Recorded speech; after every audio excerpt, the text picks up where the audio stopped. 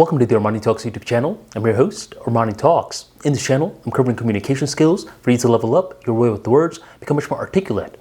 In today's episode, we are diving into the land of creativity, and we're going to be talking about the difference between thoughts versus ideas. You may think that these two are tomato, but that's not accurate. Thoughts are random data, and ideas are structured thoughts intertwined to provide useful value. So, to help you understand the difference, I want you to try the following exercise. Pull up a Microsoft Word document and get a timer. You could get it from your phone. Set the timer for 3 minutes. And within those 3 minutes, write down whatever comes up to your mind. You could say, okay, well, what I am going to eat for later, what I'm going to do for work. I'm random memory from 5th grade. Anything that comes up to your mind, write that down. Now, once you have this done, I want you to open up another Microsoft document, and this time, I want you to answer the following question. I want you to answer, how will you make $10 million a year? Answer that question.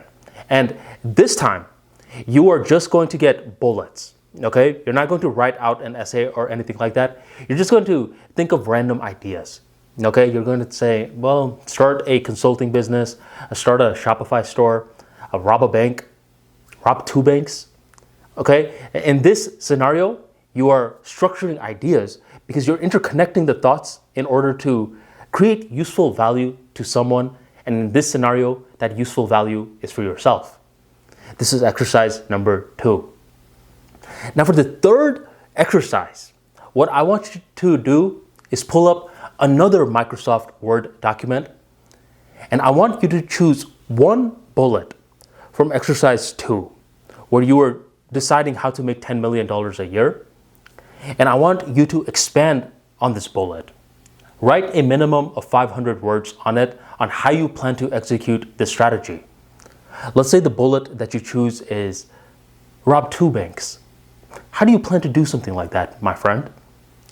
What's going to happen is that your mind is going to start to fire off a lot of random thoughts. And since you have a target in mind, robbing 2 banks, you can spot the difference between relevant thoughts and irrelevant thoughts. Memories from your past, what Miss Shepherd said to you when you were in the 5th grade, these are just junk thoughts. They don't mean much.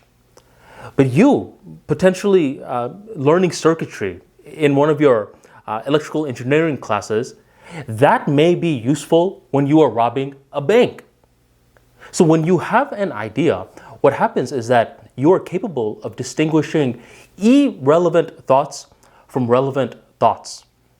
The mind is a thought-generating machine. If you ever took the time to meditate, you would understand this, that the mind will just generate thoughts at will. Now, some people, when they try to meditate for the first time ever, what they try to do is that they try to shut off their mind. But you trying to shut off your mind is like you going up to a hippo and say, don't be gray, be blue instead. It's delusional. It's not going to work. The better meditation strategy is to learn to coexist with your thoughts. Observe the thoughts. And once you observe them, you see how random they are. And once you spot the randomness, surprisingly, you feel more powerful. You're like, I'm not going to be as reactive to this. This is all random. Some people don't understand the randomness of their thoughts.